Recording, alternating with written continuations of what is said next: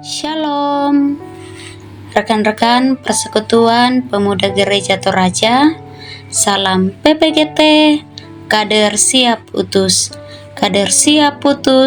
teguh dalam Kristus. Segala kemuliaan hanya bagi Tuhan. Saat ini kita boleh berjumpa kembali melalui Renungan Bina Muda edisi ke-17 tahun 2025 bulan Mei.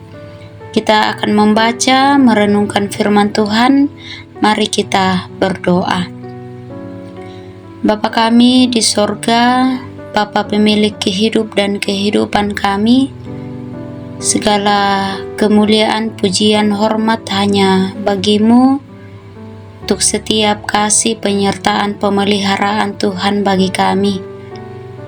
Terima kasih kesehatan, kekuatan Tuhan nyatakan, bahkan nafas kehidupan, sehingga kami boleh merasakan damai sejahtera sukacita.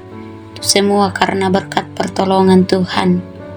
Dan pada saat ini untuk melandasi setiap kehidupan yang Tuhan anugerahkan, untuk melandasi setiap persekutuan kami akan membaca merenungkan firman-Mu. Tuhan, mampukan kami, beri kami hikmat kebijaksanaan, biarlah firman-Mu dapat kami pahami dengan baik. Dan juga hamba-Mu tiada kemampuan, tapi kami percaya Tuhan menolong, Tuhan mampukan, sehingga kami boleh menyampaikan, menyebarluaskan firman-Mu dengan baik. Kami siap mendengarkan firman-Mu. Dalam Kristus Yesus kami berdoa kepada Bapa di sorga. Amin.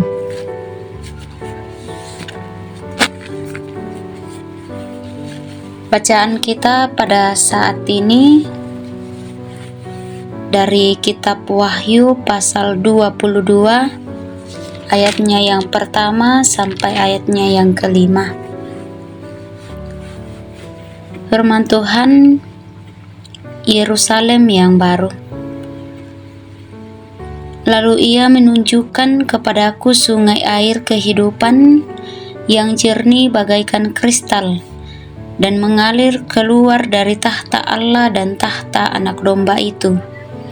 Di tengah-tengah jalan kota itu, yaitu di seberang menyeberang sungai itu, ada pohon-pohon kehidupan yang berbuah 12 kali tiap-tiap bulan sekali, dan daun pohon-pohon itu dipakai untuk menyembuhkan bangsa-bangsa. Maka tidak akan ada lagi laknat. Tahta Allah dan tahta Anak Domba akan ada di dalamnya, dan hamba-hambanya akan beribadah kepadanya. Dan mereka akan melihat wajahnya, dan namanya akan tertulis di dahi mereka. Dan malam tidak akan ada lagi di sana, dan mereka tidak memerlukan cahaya lampu dan cahaya matahari, sebab Tuhan Allah akan menerangi mereka, dan mereka akan memerintah sebagai raja sampai selama-lamanya. Ya, sampai demikian firman Tuhan. Yang dikatakan berbahagia ialah kita yang terus membaca, merenungkan firman Tuhan, terlebih ketika firman itu terus kita lakukan dalam kehidupan kita. Rekan-rekan PPGT yang terkasih di dalam Tuhan, dari bacaan Renungan Bina Muda dari kitab Wahyu pasal 22 ayat 1 sampai 5, kita dituntun dalam perenungan tema gratis belum tentu murahan. Gratis belum tentu murahan. Rekan-rekan pemuda, bagaimana perasaan kita jika kita mendapatkan hadiah atau sesuatu yang gratis? Ya, tentu salah satu istilah yang bisa membuat semua orang merasa senang adalah kata gratis. Siapapun pasti akan gembira karena kita terima secara cuma-cuma tanpa mengeluarkan biaya atau usaha. Namun dalam kenyataannya, seringkali sesuatu yang gratis itu sering dianggap tidak berharga, seolah-olah dianggap murahan, Ya, yang murah cenderung tidak berkualitas, karena itu barang murah seringkali digratiskan. Nah, tema kita pada saat ini memberikan pemahaman bahwa gratis belum tentu murahan. Dan jika kita kaitkan dengan iman kita, apa yang kita dapatkan, mungkin kita berpikir apa yang sudah kita dapatkan dalam hidup kita yang menurut kita itu sangat berharga. Pemberian secara gratis, dan itu bukanlah sesuatu yang murahan. Kalau kita berbicara tentang iman, maka apakah tujuan akhir hidup kita? Apa yang mau kita dapatkan sebagai orang yang percaya kepada Kristus? Apakah hanya sekedar kita menikmati hidup dalam dunia ini? Apakah hanya sekedar percaya kepada Kristus? Apakah sekedar karena kita membutuhkan mujizat, kita membutuhkan berkat, sehingga kita beribadah atau beragama? Rekan-rekan PPGT, kita sebagai orang yang dikatakan percaya dan mengikut Kristus, kita sangat bersyukur karena kita telah mendapatkan sesuatu yang berharga, jaminan kehidupan iman kita, pemberian anugerah yang gratis, bahkan diberikan secara cuma-cuma, yaitu keselamatan melalui Yesus Kristus. Allah telah mengaruniakan anaknya, yaitu Yesus Kristus, sebagai kurban persembahan yang sempurna. Dia menghapus dosa, dia menganugerahkan keselamatan. Dengan demikian, pengorbanannya memungkinkan kita memperoleh pengampunan dan kehidupan. Dalam Wahyu 22 kembali menegaskan bahwa hidup kekal ada di dalam Dia. Untuk itu kitab Wahyu kembali menggunakan simbol air kehidupan. Dan ini mirip ketika Yesus berbicara kepada perempuan Samaria dalam Yohanes 4 ayat 14, sekaitan tentang simbol air hidup yang mengatakan, "Tetapi barang siapa minum air yang akan kuberikan kepadanya, ia tidak akan haus untuk selama-lamanya. Sebaliknya, air yang akan kuberikan kepadanya akan menjadi mata air di dalam dirinya, yang terus-menerus memancar sampai kepada hidup yang kekal." Itu artinya bahwa keselamatan atas hidup kekal yang Yesus Kristus telah berikan bukan hasil usaha kita, tetapi pemberian Allah. Maka untuk itu, sebagai orang yang beriman di dalam Yesus Kristus, sebagai orang yang dikatakan mengikut Kristus, maka perlu kita merespon setiap anugerah keselamatan yang diberikan secara gratis.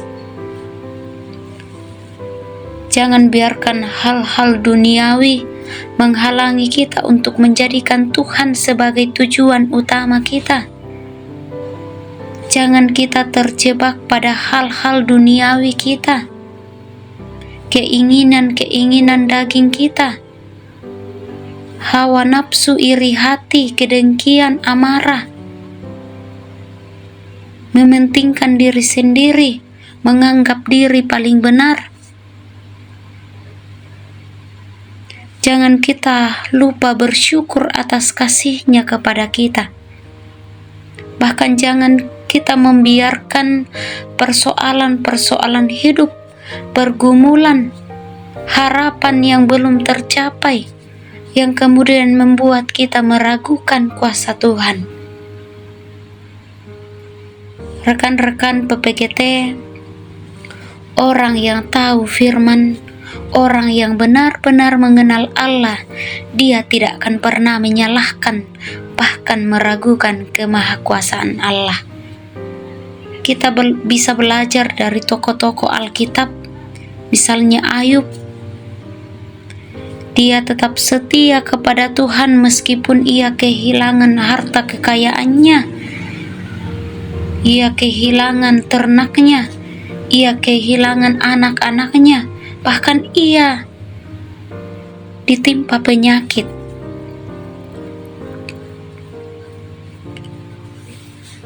Bahkan orang-orang terdekatnya, istrinya, sahabatnya, tidak peduli kepadanya. Istrinya mengatakan, "Kutukilah Allahmu." Dan sahabat-sahabatnya juga mengatakan, bahkan menghakimi dia bahwa penderitaan yang Ayub alami itu karena dosanya. Namun oleh karena kesetiaan Ayub, ia mendapatkan pemulihan, kesehatan, dan damai sejahtera dari Tuhan. Jadi rekan-rekan pemuda yang terkasih di dalam Tuhan, keselamatan sudah ada pada diri kita melalui pengorbanan Yesus. Seandainya Kristus tidak mati dan bangkit, maka sia-sialah kepercayaan kita. Karena itu jadikanlah Tuhan sebagai tujuan utama dalam kehidupan kita. Muliakanlah Dia sebagai respon kita atas kasih-Nya, keselamatan yang Tuhan nyatakan bagi kita. Karena segala sesuatu hanya dari Dia. Dan dalam setiap kehidupan kita, apa yang kita usahakan, apa yang kita rencanakan, apa yang kita harapkan, kita bawa kehidupan kita kepadanya. Maka setiap rencana harapan Tuhan yang akan memampukan kita. Demikianlah firman Tuhan. Tuhan dimuliakan. Amin. Mari kita berdoa. Terpujilah Engkau ya Allah, oleh karena kasih dan penyertaan Tuhan bagi kami. Terima kasih Engkau boleh menggerakkan hati kami untuk kami bersama-sama membaca dan merenungkan firman-Mu. Terima kasih untuk kebenaran firman-Mu pada saat ini. Kiranya firman-Mu tidak berlalu begitu saja, tetapi boleh mengambil bagian dalam setiap kehidupan kami. Dan biarlah firman-Mu boleh mengambil bagian dalam kehidupan kami, dan kami boleh mempraktikkannya sesuai dan seturut kehendak Tuhan. Terima kasih untuk firman-Mu yang terus mengingatkan kami bahwa kasih-Mu, keselamatan Tuhan boleh nyatakan bagi kami. Karena itu mampukan kami untuk merespon setiap kebaikan Tuhan dalam kehidupan kami. Dan jangan biarkan hal-hal duniawi, persoalan kehidupan kami menghalangi kami untuk datang kepadamu. Tetapi mampukan kami sehingga kami boleh menikmati damai sukacita dari Tuhan. Bapa di sorga, seluruh keberadaan kehidupan kami, rekan-rekan pemuda, kiranya Tuhan terus memberkati dalam setiap tugas tanggung jawab yang Tuhan karuniakan. Apapun yang kami usahakan, apapun yang kami kerjakan, Tuhan berkati memelihara sehingga boleh mendatangkan buah yang baik, hasil yang baik untuk kami pakai memuji dan memuliakan nama-Mu. Dalam setiap persekutuan kami, Tuhan berkati. Biarlah tugas tanggung jawab pelayanan yang Tuhan karuniakan boleh kami jalankan, dan semuanya kami lakukan hanya untuk kemuliaan nama Tuhan. Bapa di sorga, ini ungkapan syukur permohonan kami. Dalam nama Tuhan Yesus kami berdoa kepada Bapa di sorga. Amin. Demikianlah, Tuhan Yesus memberkati.